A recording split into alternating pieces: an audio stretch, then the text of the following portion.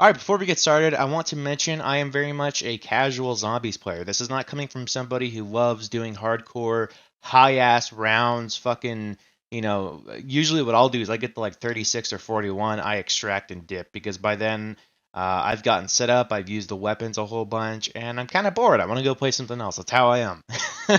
And yeah. So this is coming from very much a casual player's perspective. I play this for fun. I like, getting the wonder weapons, upgrading stuff, messing around at various different weapons, seeing how things fare against other enemies, and just having a good time. That's how I like playing zombies. That's how I've always liked playing zombies. So today we're gonna be talking about Maured or Toten, the new zombies map that came out in Cold War. Now, Cold War's done so far a pretty good job with the survival maps. Outbreak is really awesome. It doesn't have that kind of longevity to me than like the round based maps, but it was still really fun. I will say I didn't play Firebase Z that much. I just was not a fan of the layout of that map and everything. It just felt way too chaotic and in close quarters to me. Maybe I just sucked when I was playing that, but and that's also possible because I was in a four-man party, and being in a four-man party and Cold War is a fucking death sentence because the damn game spawns so many fucking zombies if you're in a full party. My Christ, if you've played in a full party, you know how much of a shit fest it can be, man. My God. But I love D Machine, man. That was seriously one of my favorite maps ever created in zombies. I fucking love that map to death. It's got what's probably the greatest spawn room, maybe besides like 9 in Black Ops 4, just because of how unbelievably fucking open it is and easy to train. And yeah, it's got a lot of awesome training spots, and it's just a really enjoyable map to me to play on. And so, does Mauer to Toten continue this for me? I would say it does. Now, at first, I absolutely hated this map, as I have with literally every Cold War map, because Cold War Zombies is very different in comparison to previous maps for me, because previous maps I was able, or previous games I was able to, hop in and at first have a good, have a fun time with it. But because of the chaotic shitfest nature that Cold War is in comparison to the previous Zombies games, at least in my opinion, it's a lot harder for me to enjoy a map when I first start playing it. These maps really have to start growing on me for me to really enjoy them. And Mario Daytona has definitely done just that. I don't really know if it's as good as D Machine to me. The Wonder Weapon is definitely much better. But this kind of raises a problem in a way, and that you need the fucking Wonder Weapon for this map. You can't go without the Wonder Weapon. It's kind of like the Reisendrache in that way. Except you can go without it because, I mean, let's face it, double pack and BO3. I mean, dead wire, slap it on, and you're fucking good. But I mean, do you know anybody who just didn't use the bows? They didn't at least just go for a bow in their Rising Track. I mean, I fucking don't. Like everybody went for the bow in that map. So, um, you know, it's gonna very much be that way in this map. I think the Wonder Weapon is just so absurdly fucking powerful. Like it's crazy fucking good. It's really really cool. You're gonna see the background of this gameplay. What's really unique about it is that you kill an enemy or you can kill a certain amount of enemies. It's really just a random drop. You get a mod kit. So there's actually 4 different forms of this weapon, which all act and play completely differently, which is really cool. It's almost like 4 wonder weapons in one. It's really fucking cool, man. It is probably my favorite wonder weapon ever created. I would honestly go that far. It's so fun and so fucking cool. Like I said, it's essentially 4 different wonder weapons. So the first one is the base form, which is the pistol form. It's just a full auto pistol, and you have a little orb that's next to you. Think of it like if you guys play Destiny, you know that there's the Arc Souls. It's essentially an Arc Soul from that. It's basically this extra orb that shoots an extra bullet whenever you shoot one. Obviously a little different in the Arc Soul because it's not completely sentient, but it just fires. You're basically like 2 shots in one, which is really really cool. And then you can kill an enemy or kill a certain amount of enemies. Like I said, a random drop. And then there's 3 different mod kits you could pick off the ground. There's the diffuser mod kit, which is a shotgun, wide fucking spray. Like the actual spread on it is super wide.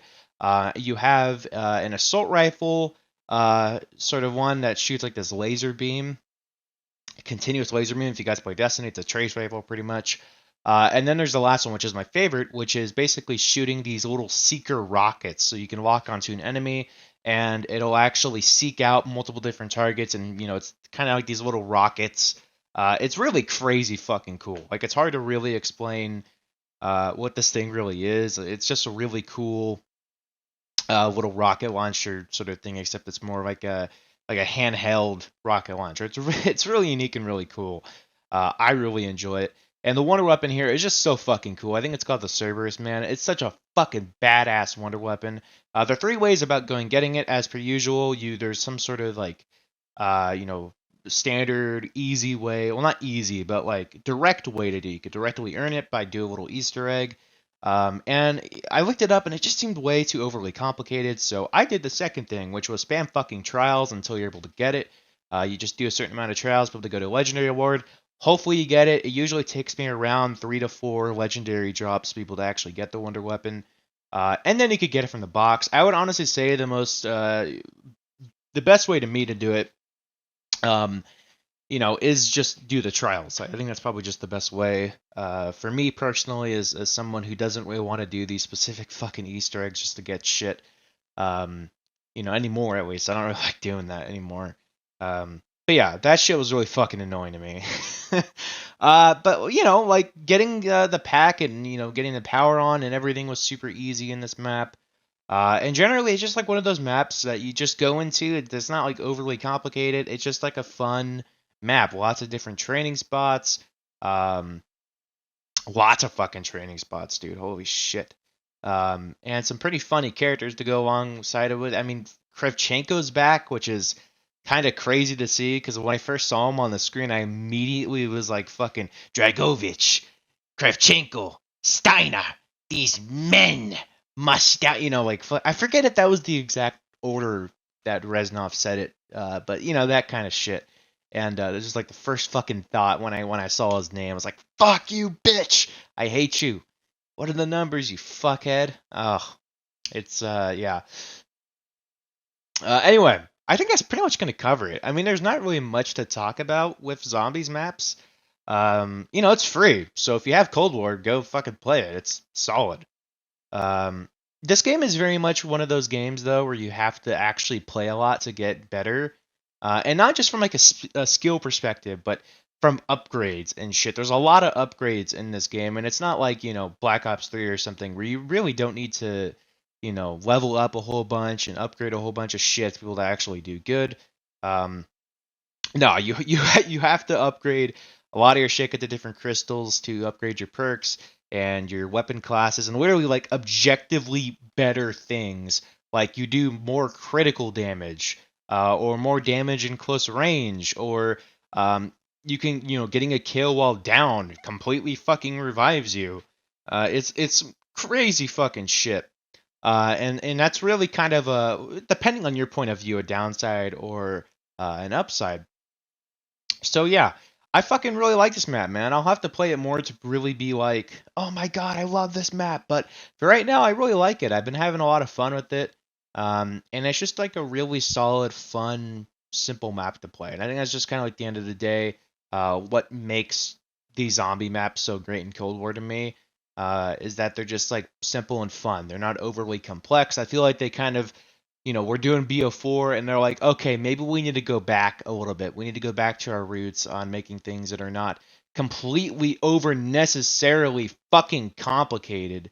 My fucking god, I don't know why they try to overcomplicate things all the fucking time with these damn zombie maps on like BO4 and shit. Um, but I'm just super happy that they're going back to the roots in that way. I will say though, if you like camping in zombies, I don't even know why you're still around. Like they have not catered to campers in so fucking long. I can't remember the last map where there was like a solid camping spot on. I mean, there's usually some people will like find and do, but for the most part, it's about training. If you want to get high rounds in zombies, you gotta train. Like it's not like the recent shit like that where there's like a dedicated camping spot. It's really hard to actually find one in zombies nowadays. Because quite frankly, camping's boring as fuck. I'd rather be training zombies around. But um, anyway, yeah, that's it. I think I scored 8 out of 10. Solid. Peace.